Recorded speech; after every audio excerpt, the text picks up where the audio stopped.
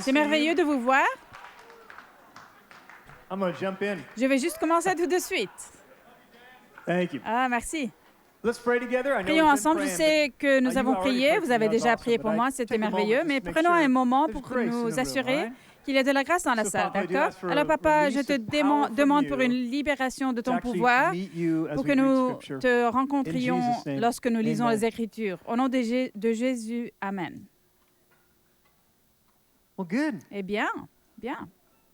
Hey, Et je I wanna veux talk to vous you parler about de la how manière a dont disciple kind of un meets disciple with rencontre the le Lord Seigneur while they're reading lorsqu'il lit Scripture. les Écritures, la And Bible. that Peut-être maybe kind of vous move you from a place where déplacez you're en like, I've quelque got my sorte Bible d'une reading, and I place got my où prayer vous life, vous and they're dites kind of separated. j'ai ma This is my lecture de la singing Bible life, et and ma this is my vie de soaking time, but prière actually kind of put et them all together elles sont en to quelque sorte séparées. invite Voici you ma to enjoy vie de Scripture chanson et ici mon temps and de enjoy the presence trempage. of God as you're reading Mais en fait, Scripture. les rassembler And tous so, ensemble pour vous inviter à Chris was apprécier praying a les couple things. Écritures For et à vous connections, obviously, jouir that de la prophetic présence word de Chris Dieu has, lorsque vous lisez those, les that Écritures. Et ainsi, opportunity to comme be in these groups, Chris Candace just priait shared about is 2 ou 3 powerful. choses pour établir And les then liens, also, évidemment, ce mon as he prophétique reminded me at the que Chris beginning, a he said, partagé est sometimes puissant. when we feel more Ensuite, comme il me confident l'a with rappelé au Scripture, début, parfois and in lorsque nous reading nous Scripture, we'll sentons feel more confident in plus à l'aise discipling avec les relationships with other Écritures, people. nous nous sentirons plus en We'll feel like, confiance no, pour I actually discipliner know notre how to say, relation what avec does les the autres. Scripture say about Nous nous that? And how sentirons does- comme, how should we je vais interpret that? vraiment, So, a je growing sais kind of vraiment comment dire, confidence que in disent les meeting the Lord Écritures in à ce Scripture, sujet? Comment and then devrions-nous also in being able to interpréter interpret Scripture, cela? Ainsi, une compétence accurately, croissante super pour helpful. rencontrer le Seigneur And dans I les wanna talk to you real Écritures et quickly about puis worldview. I aussi might get pour a chance to pouvoir get back to it, interpréter but les we're already kind of a lectures little squished. avec précision I was et watching cartoon extrêmement Moana. utile. Listen, I think Moana is Je vais vous parler très vite de la vue du monde aussi. Je regardais le dessin animé Moana, oui, c'est dans les films, les top 20, top 20 des films. Vous savez, cette jeune fille qui est appelée par une aventure, elle est appelée par l'océan. Je n'aime pas ça. Le rocher va avec elle, mais je le regardais. Ils ont fait un si bon travail avec la musique et l'art et les mots. Vous savez, quand le gars passe près d'elle et qu'il chante comme il cherche de nouveaux moyens. Je ne sais pas, il y avait juste de petites larmes. En tout cas, donc, un film bien fait. C'est donc un de ces films que, quand le crabe commence à chanter, je m'assieds. Donc, il est allumé et ma fille Macy et moi regardions ce film. Ensuite, nous regardions cette scène émouvante à la fin. C'est le point culminant, vous savez, où la jeune fille s'aperçoit que le Dieu de la lave est intenable. En fait, c'est le Dieu de la création qui s'est fait voler son cœur. Et cette jeune fille commence à dire, fais un chemin, et les eaux se séparent comme avec Moïse. Et elle se dirige vers ce genre de Dieu violent et incontrôlable. Et elle chante des mots qui sont presque l'Évangile. Elle chante, elle dit, j'ai traversé l'horizon pour te trouver. Je connais ton nom. Ils t'ont volé le cœur. Mais cela ne te définit pas. Ce n'est pas qui tu es. Tu sais qui tu es. Les films sont incroyables, c'était émotionnel, ils ont tout le meilleur de la musique et des paroles et les écritures tous ensemble. Et alors, je regardais ça et c'est puissant et émouvant lorsque la jeune fille remet le cœur dans le Dieu coléreux et incontrôlable. Donc, cela se produit. Et ensuite, je me suis tournée vers Macy, ma fille, et j'ai dit, hey, Macy, c'est peut-être une histoire super cool, mais tu réalises que c'est tout le contraire de l'Évangile. C'est une belle histoire. Encore une fois, je ne pense pas que les auteurs avaient l'intention d'écrire une histoire anti-évangélique. C'est toujours dans ma liste des 20 meilleurs films. Une belle narration, mais il a cette partie de l'idée humaine que Dieu est hors de contrôle et doit être apprivoisé, et que la religion a perdu son cœur. Qu'elle a besoin d'une petite fille pour le remettre. C'est en fait le contraire. L'Évangile est que c'est toi et moi qui sommes le monstre de lave. Les petites filles sont les monstres de lave. Dieu n'est pas le monstre de lave. Vous et moi le sommes. Nous sommes hors de contrôle. Nous avons perdu notre cœur. Nous savons que nous devons être redéfinis. Donc, nous en parlions comme, c'est plus comme si Moana était Jésus. Tu sais, Moana arrive à les eaux et les eaux se séparaient et il a pour mission de restaurer le cœur de l'homme et de nous voir restaurer. Si alors vous êtes dans les Écritures, lorsque vous êtes dans les Écritures, vous pouvez être dans la société, faire partie de son art, mais aussi comprendre la vision du monde que vous avez et la vision du monde opposée aux différentes, légèrement penchées qui vous est proposée. Pour pouvoir dire, il y a de la vérité là-dedans, mais elle est renversée. Être régulièrement dans les Écritures avec le peuple de Dieu, cela aide à créer la bonne vision du monde pour vous et moi d'avancer. Vous m'entendez parler de cela quand nous parlons de haie. Vous ne vivez qu'une seule fois. Vous savez, YOLO. You only live once. Ce n'est en fait pas vrai. C'est l'exact opposé de l'Écriture. Alors pourquoi quoi que tu es sur le point de faire car tu ne vis qu'une seule fois, ne le fais pas. Tout le message de l'Écriture est que vous vivez 2 fois et non pas une seule fois. Il y a un juge. Peut-être que tu dois réfléchir à cette chose que tu penses à faire. Cette idée des listes de souhaits, les listes de souhaits sont bonnes, mais elles ont un but bien trop petit pour votre vie et votre existence. De passer sa vie cocher des expériences, ce n'est pas ce que vous êtes fait pour. Ce n'est pas qui vous êtes, c'est bien, c'est là, mais ce n'est pas l'essence de votre humanité ou notre personnalité. Au fur et à mesure que vous intériorisez l'Évangile et que vous lisiez régulièrement les Écritures, et en particulier le Nouveau Testament, vous êtes capable de discerner, est-ce que cette chose qui m'est enseignée, elle est exacte ou non? Quelque chose à garder. La première chose et qu'ici, à Bethel, cela fait partie de nos règles d'adhésion, de notre déclaration de foi, de nos valeurs fondamentales également, que nous croyons en l'autorité de l'Écriture. Voici en fait la phrase dans nos règles d'adhésion et notre déclaration de foi. Nous croyons que la Bible est la parole de Dieu inspirée et infaillible qui fait autorité. Dans nos valeurs fondamentales, nous considérons que la Bible est la source de la vérité infaillible grâce à laquelle nous jugeons toute perspicacité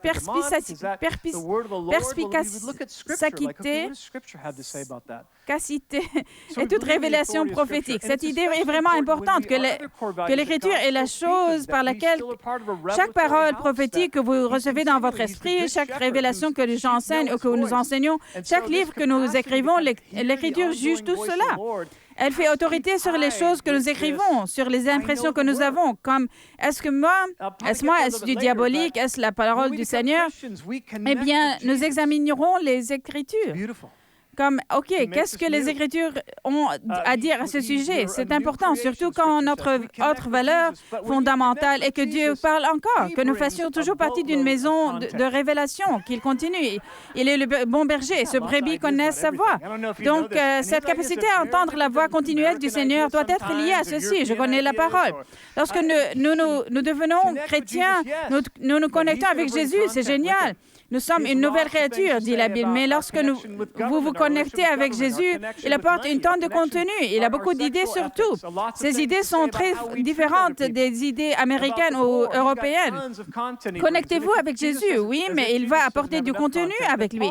Il a beaucoup de choses à dire. Nos relations avec le gouvernement, avec l'argent, l'éthique sexuelle, sur la façon dont nous traitons les autres, les pauvres. Il a des tonnes de contenu qu'il apporte. Mais si Jésus n'avait pas assez de contenu, comme si Jésus n'avait pas assez de contenu, puis Paul, il apporte aussi beaucoup de contenu. Nous croyons en l'autorité des Écritures, mais laissez-moi seulement vous parler en particulier de votre lecture régulière quotidienne des Écritures. À propos, vos leaders lisent les Écritures tous les jours ou régulièrement. Lorsque nous entendons de ce que les nations parlent, même des personnes au sein de l'Église chrétienne, nous jugeons ces choses par « Que disent les Écritures? Que dit la parole? » En particulier dans le Nouveau Testament. Cette équipe lit la parole depuis 50 ans régulièrement. Nous la valorisons énormément et nous aimerons que vous fassiez de même. Le but des Écritures, alors vous voici, vous faites vos dévotions. Nous parlions avec Bill. Il avait dit qu'il appréciait mon intentionnalité. Je suis intentionnelle, mais je ne suis pas super disciplinée. Mes dévotions sont le matin ou la nuit ou l'après-midi. Je n'ai pas de chaise spéciale, je n'ai pas de stylos spéciaux. Je ne sais pas, je suis juste comme, je n'ai pas encore lu aujourd'hui, il est temps de lire. D'autres jours, c'est tous les matins à 7 heures du matin ou au fil des saisons. Je suis croyante depuis 50 ans, donc il y a eu beaucoup de saisons différentes dans ma vie. Mais cette idée de ce qui est censé se passer, ça a pris du temps. Je pensais que j'étais censée lire la Bible et c'était un peu comme un exercice. Et si je la lisais, je deviendrais plus fort et plus intelligent. Mais en réalité, je peux rester méchant et coincé et ne pas grandir du tout. Donc, cette idée que quand je la lis, je suis censé être en communion avec lui change tout. Qu'il existe un esprit divin derrière les Écritures, ainsi qu'un esprit humain. Il nous a donné cette Écriture pour que nous puissions être transformés avec la communion avec lui et être transformés à son image. Le but des Écritures est d'aider les individus à communier avec Dieu et à se transformer ensuite à son image. Il donne la Torah et dit, construis le tabernacle, construis l'arche de l'Alliance pour que tu comprennes quelque chose du propitiatoire et comprenne quelque chose de ce que je suis afin que tu puisses être devant moi en ma présence. Il a toujours cherché une relation. Ainsi, il donne cette écriture afin de dire, voici comment être en bonne relation avec moi. Le but de votre lecture de la Bible est la communion afin que vous soyez transformés. Les chrétiens devraient devenir plus comme Jésus. Je dirais même plus matures émotionnellement au fil du temps depuis notre salut. Juste un rappel que les responsables et les diacres qui ont été responsabilisés dans le livre de Timothée, vous lisez la liste des diacres et des responsables et ce sont des personnes émotionnellement matures. Ils ont été avec Jésus par la communion et les transformations. Paul en parle dans 2 Corinthiens chapitre 3. Il dit jusqu'à aujourd'hui, quand les écrits de Moïse sont lus, un voile recouvre le cœur. C'est une image. Non, Moïse est un substitut de la loi et les prophètes. Jusqu'à aujourd'hui, quand ils lisent la loi et les prophètes, un voile recouvre leur cœur. Mais lorsque quelqu'un se convertit au Seigneur, le voile est enlevé. Or, le Seigneur, c'est l'Esprit. Et là où est l'Esprit du Seigneur, là est la liberté. Mais maintenant, ici, à Bethel, nous aimons ce verset, mais regardons le contexte. Il s'agit de lire la Bible. Et plus encore. Mais il lisait, dans ce contexte, ils lisent, mais il est voilé. Ils ont rencontré Christ et tout à coup, ils sont capables de lire les prophètes et la loi et de dire, « Oh, je te vois là-bas, je te vois ici. Et je comprends comment tu travaillais à notre plus grand bien dans cette situation particulière. » Nous tous qui sans voile sur le visage, contemplons comme dans un miroir la gloire du Seigneur. Nous sommes transformés à son image de gloire en gloire. Ta femme est en train de se transformer à l'image de Dieu, de gloire. Ainsi est cet homme à côté de vous. Toujours croissante du Seigneur qui vient du Seigneur qui est l'Esprit. Donc, dans notre temps avec l'auteur, permettez-moi de décrire ce que cela ressemble pour moi. Écoutez, quand je lis les Écritures, souvent je lis les Écritures à voix haute parce que mon esprit vagabonde si je ne le fais pas. Et puis d'autres fois, je me demande, est-ce que Jésus a l'air sarcastique quand je lis? Est-ce Jésus, en fait, Dan Farrelly et non pas Jésus? M'entendre la lire à voix haute m'aide à comprendre les émotions que j'amène au passage. On peut être en une conversation à voix haute avec le Seigneur, pas tout le temps, parce que parfois, au fur et à mesure que j'en deviens bon, je peux avoir cette conversation dans ma tête et la garder vraiment vitale et vivante, mais je trouve même que je parle à haute voix, et puis silencieuse, et puis à moi-même. Mais pendant tout ce temps, je me demande, Seigneur, que veux-tu que je sache à propos de toi? Seigneur, pourquoi as-tu dit cela? Qu'essayais-tu accomplir? Pourquoi as-tu dit cette idée dans ce passage particulier? Père, ce verset me fait peur à ton sujet, Seigneur. Je ne comprends pas. J'ai besoin de plus d'informations à ce sujet. Seigneur, ce verset me passionne pour toi. Jésus, viens-tu de dire à ces religieux que leur père était Satan? Oui, aïe, Jésus, sommes-nous autorisés à le faire? Devrions-nous faire cela? Je veux dire, juste parle au Seigneur de ces choses. Avez-vous jamais remarqué dans la parabole des récompenses, quand il prend de celui-là avec un seul sac d'argent et il a peur, et il lui dit, eh bien, donne-le-moi. Alors, nous aurions été comme, vous savez, va avoir un autre coup. Vous savez, le gars qui enterre son sac, va essayer de nouveau, je t'aime, tout va bien. Ensuite, il regarde les deux autres personnes et il dit, est-ce que je le donne au gars à qui j'ai donné beaucoup déjà ou au gars à qui j'ai donné un peu? Ah, à celui à qui j'ai donné beaucoup. Vous auriez dit, ce n'est pas ce que j'aurais dit, j'aurais donné au gars comme, eh bien, tu en as 5 et tu en as 2 et voici un autre. Donc, je veux dire, même nos idées de justice, mais avoir ces choses et parler à voix haute avec le Seigneur. Comme Seigneur, cette histoire, j'aime l'histoire dans son ensemble, mais certaines parties sont énervantes alors que j'essaie de comprendre comment je peux penser comme toi. Alors, lisez les Écritures pour être connecté avec lui. Je vous encourage à devenir un expert du Nouveau Testament, vraiment.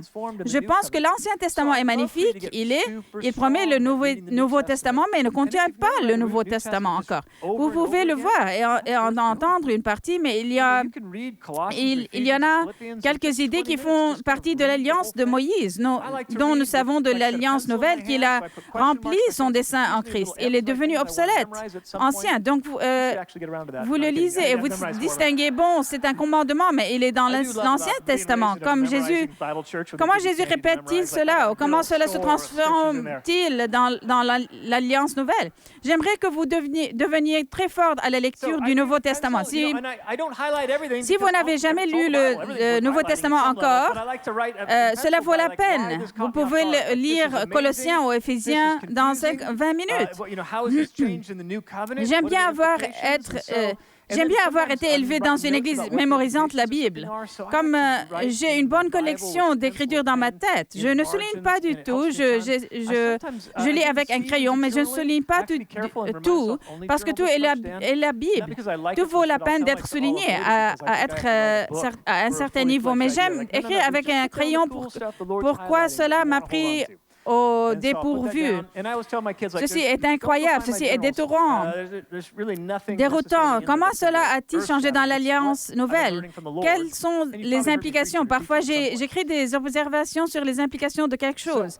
Ça m'aide beaucoup. Je me trouve dans des saisons d'écrire dans mon journal intime. Je dois faire attention et me rappeler, écrire seulement autant parce que j'ai tendance à écrire un livre.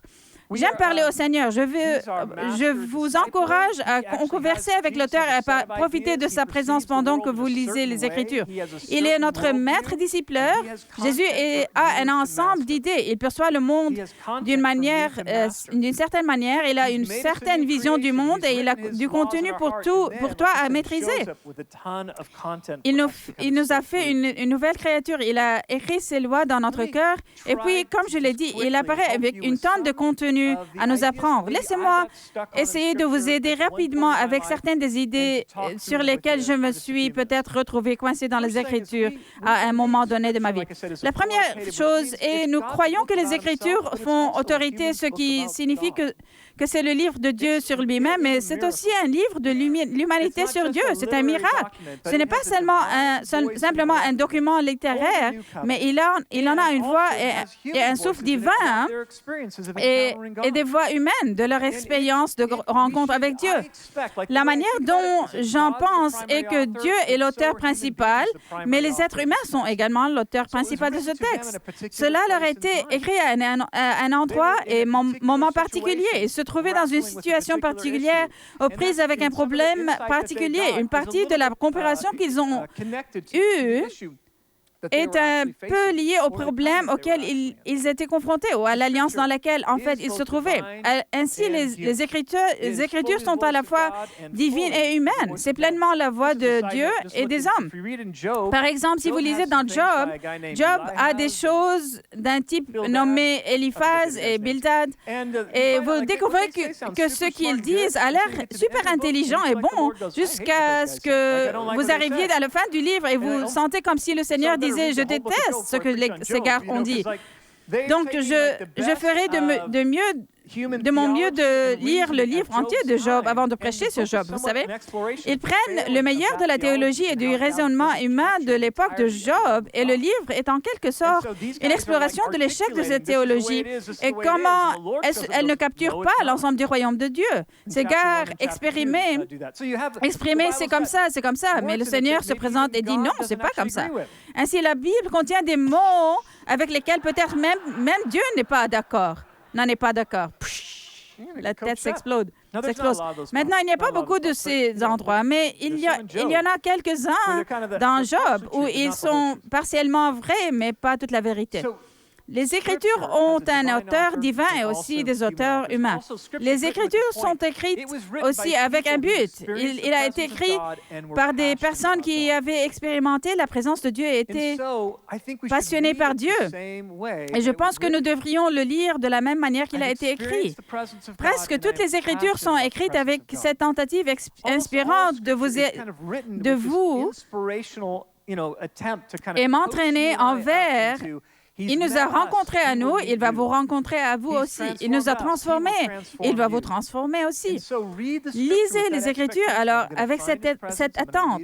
Je vais trouver sa présence, je vais rencontrer sa présence et je devrais pouvoir faire l'expérience de la passion pendant que je lis. Juste très vite maintenant, il est intriguant pour moi de constater à quel point le Nouveau Testament concerne les croyants du Nouveau Testament en interaction avec les Écritures hébraïques pour essayer de comprendre qui était Christ. Ils ne sont pas dit « Hey, c'est tout différent maintenant, tout a changé ». Non, ils sont effectivement revenus et ont dit « Oh, non, nous te voyons comme l'accomplissement de l'alliance d'Abraham. Nous te voyons comment tu es le créateur d'une nouvelle communauté de personnes, même comme Moïse était le créateur d'une nouvelle communauté de personnes. Ils vénéraient, ils avaient vu le Christ ressuscité, ils étaient en communion et en communauté, et ils lisaient leur Bible. Ils essayaient d'intégrer leur expérience du Christ ressuscité avec ce qu'ils voyaient dans les Écritures. Si vous voulez, lisez Actes 2, chapitre 2, Jésus monte au ciel. 50 jours plus tard, le Saint-Esprit s'est déversé et Pierre prêchait un sermon. Le sermon est basé sur l'Ancien Testament. Comme Joël a parlé qu'il y aurait un moment où il déversera son esprit sur tout être humain. En fait, David avait prévu et prophétisé qu'il y aurait une résurrection entre les morts dans le 16e psaume. Ils reviennent à l'Ancien Testament et essayent d'interpréter l'Ancien Testament à la lumière du Nouveau. John, Jésus leur répondit, « Laissez-moi vous préparer pour ça d'abord. Vous allez entendre la voix du narrateur entrer dans l'Évangile de Jean et il va casser le quatrième mur. » C'est un terme de film. Quand quelqu'un dans un film se tourne soudainement vers la caméra et dit « N'est-ce pas drôle? » ou quelque chose comme ça. C'est le quatrième mur. C'est comme ça on l'appelle. Alors, il va casser le quatrième mur ici, OK? Nous sommes dans l'histoire de Jésus et ensuite l'auteur va nous parler de son expérience dans Jean 2, 19. Jésus leur dit, détruisez ce temple et en 3 jours je le relèverai. Les Juifs disent, il a fallu 46 ans pour construire ce temple et toi, en 3 jours, tu le relèverais. Cependant, lui, il parlait du temps de son corps. Avez-vous entendu ça? Vous avez remarqué? Nous avons compris ça. Le narrateur a dit comme, nous avons compris cela plus tard. Écoutez, cela est génial. On s'est rendu compte plus tard, pas dans l'instant. Dans l'instant, nous étions comme, quoi? Mais ils ont un point, Jésus. Comment est-ce que tu vas le faire? C'est un bon point. Mais nous sommes avec lui, Il parlait du temps de son corps. C'est pourquoi, lorsqu'il fut ressuscité, ses disciples se souvinrent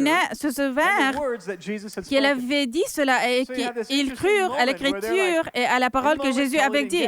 Donc, vous avez ce moment intéressant. Ils se disent, dans l'instant, nous n'avons pas compris du tout, n'avons pas en fait compris, pas même après peu de temps, le même jour, pas cette semaine même, mais après la résurrection. Mais même après la résurrection, nous sommes revenus en arrière, avons lu les Écritures et été aux prises avec sa remarque. Ensuite, cela a créé la foi dans nos cœurs. Paul était aux prises avec, s'il y a une alliance nouvelle, il dit, oh, je comprends, cela a toujours fait partie de l'alliance d'Abraham. C'est une alliance de grâce par le moyen de la foi. Tout comme Abraham ne le méritait pas, Dieu l'appela et Abraham a dit, j'ai la foi, je viendrai. Paul a dit, c'est tout à fait comme ça aussi. Maintenant, alors qu'il lisait et essayait de comprendre sa relation avec Jésus, il a pris aux Écritures et il est resté connecté à l'Écriture et a essayé de comprendre qui est Jésus, basé sur la réalité de la révélation de Jésus dans les Écritures. Pour vous, les gars, pour nous, devenez vraiment bons au Nouveau Testament parce que Jésus est allé sur le chemin d'Emmaüs. Il a pris ses gardes après sa résurrection et il a dit, écoutez, Moïse et les prophètes parlent tous de moi. Il leur dit dans Jean 5, vous dites que vous voulez la vérité dans les Écritures et pourtant les Écritures témoignent de moi et vous ne venez pas à moi. L'Ancien Testament est en fait une révélation qui pointe vers moi. C'était sa meilleure articulation de ce que l'Ancien Testament essayait d'accomplir. Très vite, je pense qu'il est important que nous réalisions que le Nouveau Testament a été écrit probablement durant 50 ou 40 ans, quelque chose comme ça. Et l'Ancien Testament a été écrit durant plus de 1500 ans environ. 1500 ans environ. Les Écritures, à certains égards, ne sont pas nécessairement un livre. Elles sont plutôt une bibliothèque de livres qui ont été écrits pour des personnes particulières, à un endroit et époque particulier, et parfois dans une alliance particulière. Alors, vous devez avoir ce genre de compréhension lorsque vous lisez les Écritures. En outre, les Écritures contiennent plusieurs alliances qu'elles sont vraiment importantes de respecter. Il y avait une alliance, je pense, avec Adam au début, et puis une alliance avec Noé, selon laquelle le Seigneur, encore une fois, face au mal humain, ne détruira plus jamais toute l'humanité. Et puis avec Abraham, il a une alliance qui dit, je vais bénir toutes les nations de la terre par ta lignée. Ensuite, il réaffirme l'alliance avec Abraham. Ensuite, il a une alliance avec Phiné. Le peut parler de l'alliance avec Phiné. En tout cas, Phiné avait une alliance avec le Seigneur. Il s'agissait d'être un prêtre et que sa lignée ne manquerait jamais d'avoir un prêtre. C'est probablement un écho de que Jésus serait un grand prêtre fidèle à travers toutes les générations. Mais après cela, vous avez l'alliance de Moïse et celle avec David, que tu ne manquerais jamais d'avoir un roi sur le trône. Dans l'Ancien Testament, alors, nous trouvons ces choses, 5 ou 6 alliances. Je ne me souviens pas combien exactement. Presque toutes sont toujours en activité. L'alliance avec Noé, il n'a toujours pas détruit la terre face au mal humain. Fini, celle-là est plus difficile à trouver, vous savez. Elle continue. Mais alors, l'alliance d'Abraham, Paul a dit, je comprends le Christ à la lumière de cette alliance avec Abraham. Et puis, l'alliance avec Moïse dans le Nouveau Testament a été comprise comme ayant rempli son objectif. Dans le livre des Hébreux, il est écrit, et elle est devenue obsolète. Non pas parce qu'elle était mauvaise ou fausse, mais parce qu'elle nous préparait à recevoir et à reconnaître le Messie. Dans Timothée, Paul a dit comment Timothée avait connu les Saintes Écritures depuis son enfance et comment elle avait pu le rendre sage en vue du salut. L'alliance d'Abraham, de Noé, de Moïse ont créé le conteneur afin que nous puissions comprendre qui est Dieu, ce dont Dieu se souciait et recevoir le Messie. Quand nous essayons de lire l'alliance de Moïse et d'en faire notre alliance, cela provoque un peu de folie. Nous devons continuellement enseigner et prêcher en réalisant la force de l'alliance de Moïse, mais réaliser aussi la manière dont Jésus, en tant que maître de l'alliance nouvelle, a modéré une partie de ce que Moïse avait à dire. Il dit, vous avez mal compris le sabbat. Le sabbat. Je sais qu'il est dit que nous pouvons lapider cette personne, mais je vais en fait ajouter un petit point. Seuls les gens sans péché peuvent lapider. Que direz-vous? Que diriez-vous? Ce n'est pas dans ma Bible. Tu ne peux pas faire cela, Jésus. Il se présente comme interprète parfait de l'Alliance. Ainsi, lorsque vous lisez les Écritures, distinguez simplement dans quelle alliance vous vous trouvez. Lorsque nous lisons les prophètes, vous devez parfois réaliser que les prophètes, en grande partie, sont en train de décrire qu'Israël et Juda ont abandonné l'alliance avec Dieu. Dans les prophètes, nous voyons le cœur de Dieu comme nous ne le voyons nulle part ailleurs. Nous voyons la douleur de Dieu lorsque son partenaire d'alliance l'a abandonné. Les prophètes dépeignent le désastre qui se dirige vers Israël à cause de leur abandon de l'alliance. Ils stockent les choses même qu'Israël et Juda leur sont réservées, car c'est écrit dans Deutéronome. Si vous abandonnez l'alliance, la déportation, la mort, la destruction viendront à votre rencontre. Et le prophète dit exactement ce qui a été promis au début se dirige vers vous si vous ne revenez pas à cela. Ainsi, les prophètes écrivent souvent avec effroi la destruction à venir. Pourquoi? Pour avoir une réorientation du cœur, pour obtenir une transformation du cœur. Pour qu'ils entendent, ça ne doit pas nécessairement être comme ça. C'est marrant. Nous faisons un peu de ce calcul nous-mêmes. Comme ce verset que nous aimons, je connais les projets que je forme pour vous. Beau verset. Avez-vous jamais lu les versets juste avant? Nous avons tendance à les ignorer et lire. Et puis, je connais les projets que je forme pour vous. Un verset que j'aime beaucoup, que le sage ne se montre pas fier de sa sagesse, mais dans ceci, le fait d'avoir du discernement et de me connaître. Oh, le verset juste avant est terrible. C'est un verset difficile sur le jugement, décrivant le jugement pour obtenir la transformation de son peuple. Certains d'entre nous, comme choisissent jusqu'à ce que quelque chose nous semble logique et nous ne prêtons pas attention à la dissonance. Eh bien, écoutez, ceci est écrit sous l'alliance de Moïse. Il a été construit dans l'alliance avec Moïse à son époque. Le Seigneur racontait et le prophète décrivait la destruction qui allait inévitablement se produire, à moins qu'ils tournent leur cœur et reviennent à l'alliance. Et puis, parmi les prophètes, ils prophétisent qu'il va y avoir une autre sorte d'alliance, qu'il nous habilitera à la tenir et il l'écrira dans nos cœurs. Réalisant, en lisant toutes les Écritures, cela fait partie d'une très longue histoire qui se déroule. Si je peux prendre un peu moins pour dire que l'alliance de Moïse s'agissait en fait de socialiser un groupe de personnes qui étaient une famille.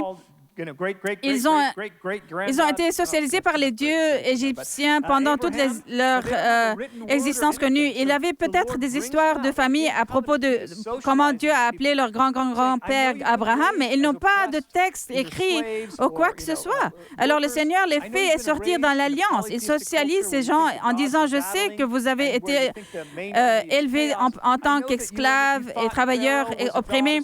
Je sais que vous avez été élevés dans une culture polythéiste où vous pensez que les dieux se battaient et pensez que le principal ennemi est le chaos.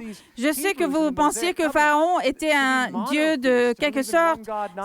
C'est pourquoi j'ai poursuivi Pharaon en prouvant qu'il n'était pas Dieu avec tous les fléaux que je lui ai envoyés. Il essaie de les socialiser, de leur montrer qui il est. Il doit apprendre à ces Hébreux de l'alliance de Moïse à être monothéistes, à croire en un seul Dieu, pas plusieurs dieux. Je veux dire la chose la plus élémentaire pour nous et que nous embrassons le monothéisme. Mais ce n'était pas non plus la chose la plus élémentaire dans la culture gréco-romaine dans laquelle les disciples étaient envoyés pour évangéliser.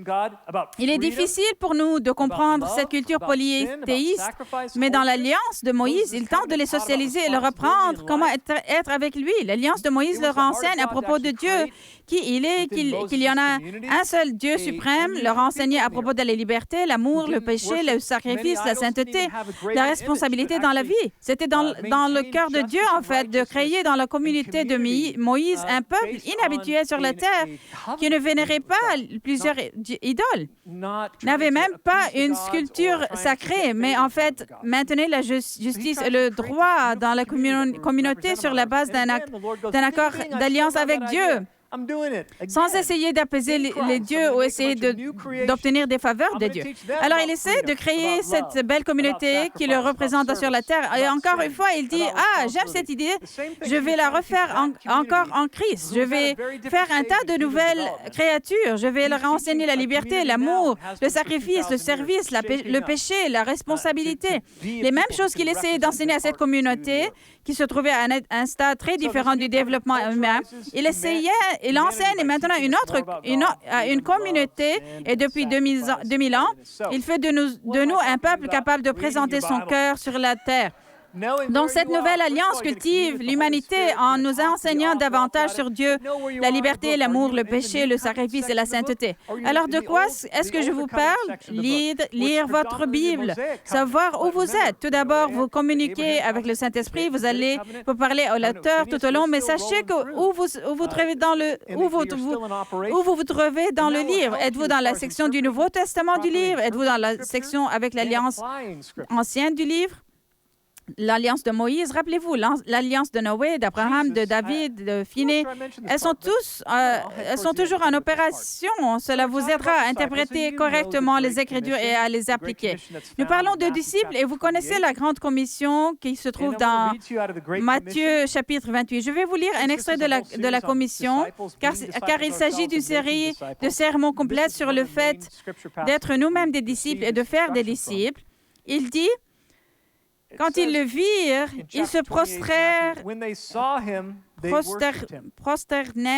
devant lui. Tout d'abord, c'est incroyable. Un groupe de monothéistes juifs ont effectivement rendu hommage à quelqu'un dont ils connaissaient sa mère.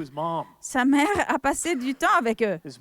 Et pourtant, l'expérience du Christ ressuscité avait dit que quelque chose de gigantesque avait changé. Donc, il l'adorait. Et il dit, mais quelques-uns eurent des doutes. Le pauvre Thomas reçoit un petit signe de tête, pas par nom, mais... Et puis Jésus s'approcha et leur dit, tout pouvoir m'a été donné dans le ciel et sur la terre. Allez donc, faites de toutes les nations des disciples et baptisez-les au nom du Père, du Fils et du Saint-Esprit. Très intéressant. C'est probablement la première idée trinitaire ici, que tu sois baptisé au nom du Père, du Fils et du Saint-Esprit, juste ici. Il a fallu un certain temps à l'Église pour réfléchir à la manière dont nous allions penser à cela et en parler. D'être baptisé au nom du Père, Fils et du Saint-Esprit. Et voici la partie que je veux que vous gardiez vraiment dans votre cœur et enseignez-leur à mettre en pratique tout ce que je vous ai est prescrit.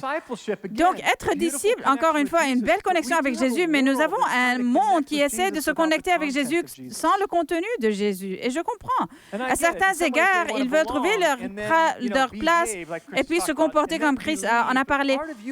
Et puis croire. Mais étant disciple de Jésus, il nous entraîne dans notre éthique sexuelle, notre relation avec l'argent et le gouvernement et les relations les uns avec les autres, nos relations avec nos ennemis, comment supporter la persécution.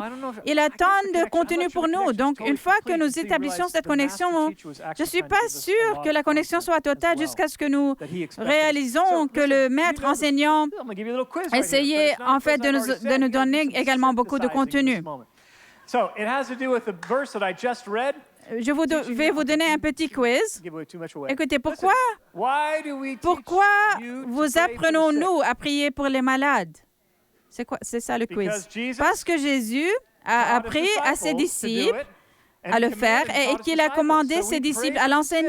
Nous prions donc pour les malades. Oui, nous voulons la guérison et la percée, mais une grande partie de la raison pour laquelle nous continuons à dire la guérison est pour aujourd'hui est à cause de ce contenu ici. Ce sont les choses qu'il a enseignées aux disciples à faire de manière tout à fait normative. Donc, ce sont les choses que nous faisons, ce sont les choses que nous enseignons à nos disciples de le faire aussi. Oui. Alors, avec vous et avec nous, nous ferons de notre mieux pour prêcher de manière authentique et précise et pour vous guider dans les choses du Seigneur. Mais nous vivons en cette saison, belle saison, où vous avez la possibilité d'être entraîné avec l'entraîneur principal. La métaphore devient un peu étrange. Mais vous savez, avec Jésus, en fait, et le Saint-Esprit, lisant les Écritures, En petit groupe, vous avez la possibilité de vous rencontrer, de réfléchir aux principes énoncés par Bill et formulés dans les Écritures et de déterminer comment les appliquer. Mais je tiens à vous rappeler, la lecture de votre Bible est très importante, mais ce n'est pas comme de l'exercice. Il s'agit de la communion, mais cette communion a un sens. Le but est la transformation. C'est la transformation. Je ne me transforme pas et la retiens parfaitement à moi-même. Ou je dois en cultiver un peu plus ou une tonne de plus. Par exemple, j'apprends énormément de choses sur le pardon et puis il se passe quelque chose qui m'oblige à en apprendre beaucoup plus sur le pardon. Et je déteste ça. Ou je peux aimer un ennemi, mais il s'avère qu'il est plutôt un ami ennemi. Nous allons continuer à être transformés lorsque nous sommes dans la parole. Un temps régulier entre vous et le Seigneur où vous ne faites que profiter de la communion et où vous êtes complètement ouvert à la transformation à ce moment-là. C'est ce dont nous avons besoin en tant que disciples, car être disciple de Jésus, c'est embrasser le contenu qu'il essayait de nous faire embrasser. Pour embrasser le contenu qu'il avait donné à Paul et à Pierre, embrassez ce contenu. Laissez-moi prier pour vous. Je prie spécifiquement pour votre temps régulier de louange, pour votre vie de dévotion. Père, je vais faire une prière qui ne peut pas se produire maintenant. Je prie pour qu'il y ait une profonde communion plus tard aujourd'hui ou demain, une communion profonde pendant notre lecture de la parole. Je prie pour que tu nous donnes le pouvoir de te rencontrer dans la parole et que tu laisses la parole et ta présence nous transformer. Nous accueillons ta vie de disciple dans notre vie pour toute une vie. Je vais le répéter, nous accueillons ta vie de disciple dans notre vie pour toute une vie. Que ce que Paul a dit soit complètement vrai, que le voile a été enlevé et que nous sommes en train de nous transformer et que nous reflétons la gloire de Christ. Nous prions cela au nom de Jésus. Amen et Amen. Veuillez vous lever. Je vais demander à notre équipe ministérielle de venir, s'il vous plaît, équipe du ministère. Si vous nous rendez visite aujourd'hui, nous avons beaucoup parlé de Jésus. Jésus est le centre absolu de notre existence. Il est Messie, il est notre Sauveur, il est notre Seigneur. La plupart d'entre nous dans cette salle vivons comme disciples de Jésus. Il a une invitation. Il dit, venez à moi, et vous tous qui êtes fatigués et courbés sous un fardeau, et je vous donnerai du repos. Acceptez mon enseignement, mes exigences, et laissez-vous instruire par moi, car je suis doux et humble de Dieu. Chacun de nous a eu un temps où nous sommes venus à Jésus et avons dit, je vais prendre ton joug, tes exigences, je te fais confiance, j'ai mis ma foi pour ma vie en toi. Cette équipe ici, ils sont prêts à prier avec quiconque qui n'a pas eu le temps de dire, papa, j'en ai marre de courir, je rentre à la maison. Je viens d'entendre que tu es papa, en fait, et je ne le savais pas, et j'aimerais être adopté dans ta famille. Si c'est vous, alors cette équipe est prête à prier avec vous aujourd'hui. Y a-t-il quelqu'un? Je ne veux pas vous tromper, mais je vous demande de lever la main pour que je puisse te dire, venez par ici. Mais quiconque ici, je n'ai pas donné ma vie au Seigneur pour qu'il soit le Sauveur et le Seigneur de ma vie, et je le veux aujourd'hui. Souhaitez-vous lever la main? Ensuite, je vais vous aider à aller là où vous devez aller. Si vous avez eu peur de lever la main, vous pouvez toujours venir ici et ils vous coacheront. Que Dieu vous bénisse, les gars. Merci d'être avec nous aujourd'hui. Je vais donner le microphone à Tom. Il va vous dire quoi faire d'autre. Tellement bon. Combien d'entre vous aiment absolument et apprécient Dan Farrelly? Tellement bon, tellement bon. Parfait, impressionnant. Si vous avez besoin de prière pour quoi que ce soit, vous avez besoin d'un miracle dans votre corps, venez ici. Et oui, bonne journée. Que Dieu vous bénisse, les amis.